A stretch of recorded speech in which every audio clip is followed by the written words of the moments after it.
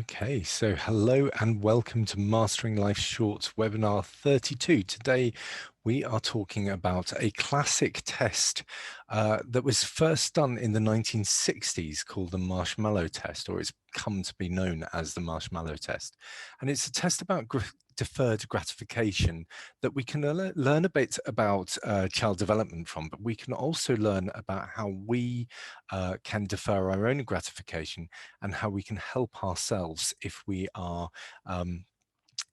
confronted with something that gives us an immediate buzz, but actually we shouldn't do, or something that we don't really want to do and allows us to develop some ways of helping ourselves to push ourselves through stuff that we don't want to do. So what was the marshmallow test? So if you get a very boring room, in the middle of the room, you put a table and a chair, and you sit down a small child and you put in front of them on a plate one marshmallow, and you say to them that they can have that marshmallow right now if they'd like to, or they can wait for an undetermined period of time and they can have two marshmallows later. Would you eat the marshmallow now, or would you eat two later? Now, lots of people would say, of course, you'd eat two later, but it's amazing. If you watch the YouTube videos of kids doing this, it's been repeated many, many times. There's loads of hilarious YouTube videos of the kids doing this. Some kids eat the marshmallow straight away. Some kids eat two marshmallows later and sit there and wait. And to some extent, it's about their upbringing. So, for example, if a child came from a really, if there were loads of kids in the house and you're one of these children who leaves their food and then all the other children will grab their food, then you're going to learn very quickly to grab that first marshmallow and eat it because you don't trust people to give you the second one later. But actually, it was found that, yes, there is a bit of a nurture thing and there's a bit of a nature thing in that the twin studies have shown that certain kids, even if they've been brought up in different households, will or will not pass the marshmallow test and waiting and deferring the gratification later. This was done back in Stanford in the 1960s, and some of the kids who have did the test back in the day were tracked throughout their lifetime. And it's found it wasn't just about whether they were hungry at the moment or not. Those kids who waited longer during the marshmallow tests at the ages 4 or 5, by the time they got to adolescence, they had higher admission SAT scores for their colleges. They had better rated social and cognitive function. And this was predicted by a test they did when they were 4 or 5. It gets worse. If they passed the marshmallow test at ages 4 or 5, at ages 27 to 32, they had lower body mass and better sense of self-worth. They were able to cope better with frustration and stress. Not everyone. Some people get better at the marshmallow test. Some people get worse. But on average and statistically, it was found that they did better by the time they got there. By midlife, brain scans were showing that they had differences in the areas of their brain that were linked to addiction and obesity. There's something about this test, this very, very simple test, that brings out something really primitive about us. And it comes down to the fact that actually we've got two major systems in our brains, and it's easy to think of them as the hot system and the cool system. Now, if you take these different systems in their brains, they're trying to get us to do different things. The hot system in the brain is the oldest part of the brain. Most animals have a hot system in the brain, and it is concerned primarily with survival. What do you need to do to survive and to pass on your genes? Well, you need to eat, you need to run away from predators, and you need to breed.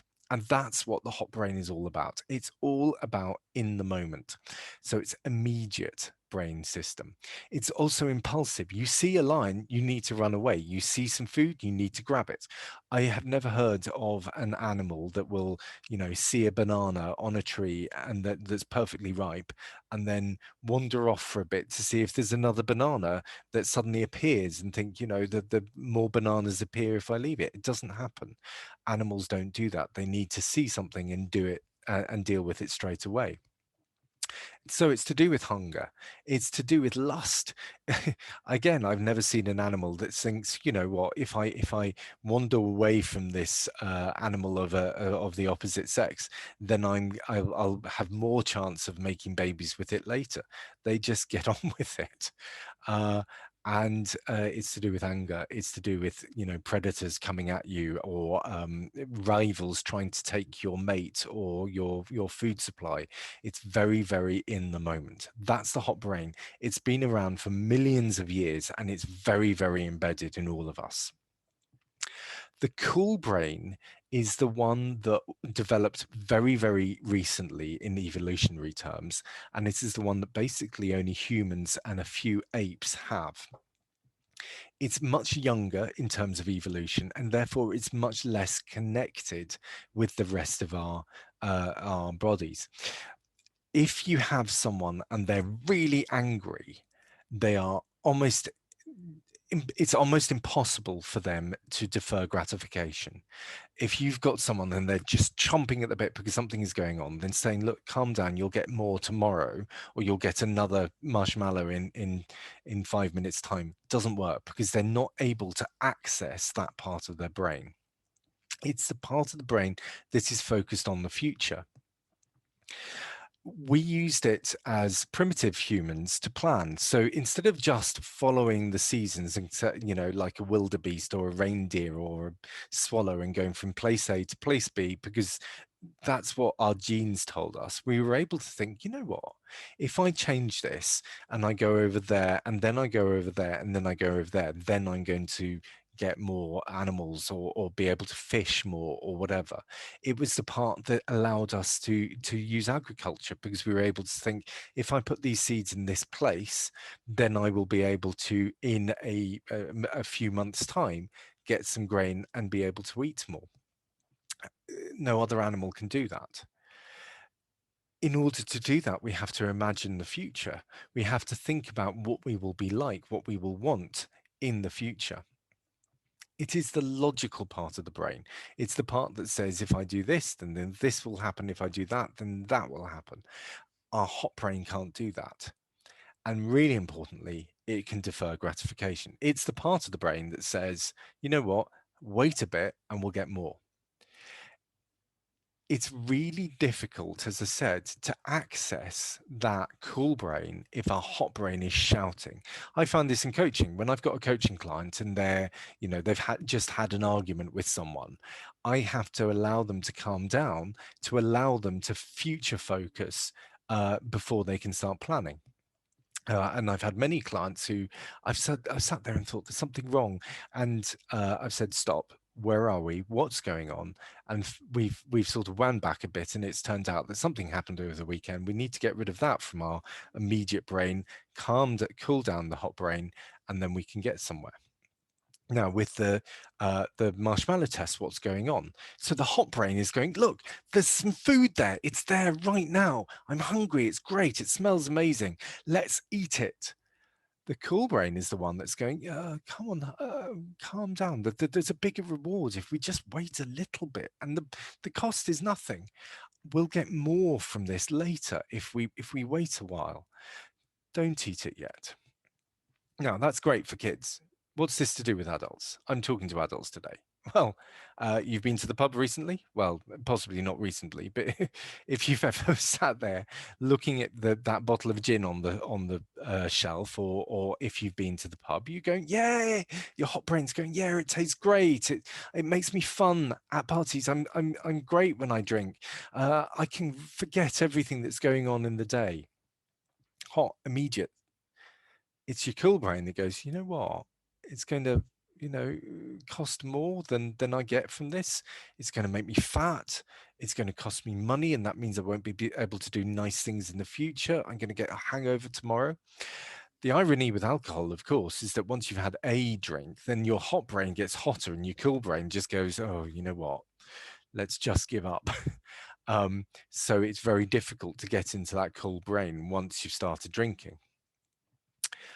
It can also work for when we should be doing something that we don't really want to. So our hot brain, when we should be exercising, says, you know what, it's going to be tiring. Tomorrow I won't be so tired. And there's a whole theory that we see our future selves as a different person from our current selves.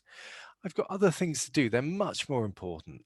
Exercise is boring. I don't want to feel bored right now. I'll feel bored tomorrow. That's fine. It's hard work. I don't want to be using up that energy. And don't forget, in survival terms, doing exercise is using energy, and we don't want to use energy. So our bodies, our hot brains that's been around for years or millions of years, going, no, no, no, no, don't do that. It's a bad idea. It's the cool brain that goes, you know what, I'll be really fit, I'll look amazing, I'll be able to go to the club and take my top off and look brilliant, uh, I'll feel healthy, I'll feel better. That's the cool brain. But if the hot brain is there in forefront, then it's going to take the reins and you'll never actually get there, you'll never exercise. So what can you do? The fundamental principle for passing the marshmallow test is cooling the hot brain and heating the cooled brain. Or anything that your hot brain thinks is hot, you cool it down. Anything that your cool brain thinks is cool, you heat it up. So you see kids actually, if you watch the videos of kids doing the marshmallow test, you see them using various strategies that help them to cool down their hot brain. This marshmallow is looking amazing. I want to eat it. So you'll see kids singing them to themselves, or dancing, or distracting themselves. They play with their fingers and all the rest of it.